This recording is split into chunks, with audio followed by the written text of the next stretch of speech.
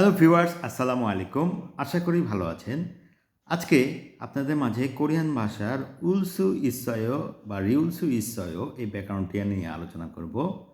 ব্যাকরণটি ক্রিয়াপদের সাথে যুক্ত হয়ে থাকে।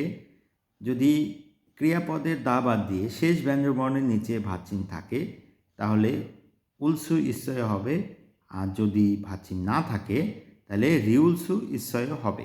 ব্যাকরণটির অর্থ হলো কোনো ঘটনা ঘটার সম্ভাবনাকে বুঝিয়ে থাকে বা কোনো কাজ করার সক্ষমতাকে বুঝিয়ে থাকে।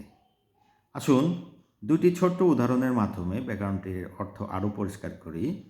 একটি উদাহরণ হল আঞ্জন হোয়ারুল আন সিনেমিয়ন ভারুল ধাছিলসু ইসায়, অর্থাৎ নিরাপদ জুতা না পরলে পায়ে আঘাত পেতে পারেন।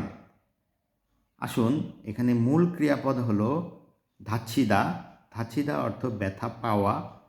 ধাচ্ছিদা দা বাদ দিয়ে দেখুন ছিউদ ব্যঞ্জনবর্ণের নিচে ভাচ্ছিম না থাকার কারণে রিউলটা ভাচ্ছিম হিসেবে বসেছে ধাচ্ছিল সু ইচ্ছয়, অর্থাৎ ব্যথা পেতে পারেন, কোনো ঘটনা ঘটতে পারে সম্ভাবনাকে বোঝাচ্ছে।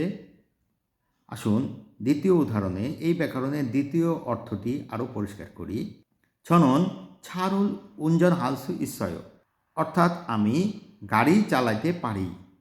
এখানে মূল ক্রিয়াপদ হলো উঞ্জন হাদা। উঞ্জন হাদার দা বাদ দিয়ে দেখুন হিয়তের নিচে ভাচ্ছিম না থাকার কারণে এখানে রিউলটা ভাচ্ছিম হিসেবে বসেছে।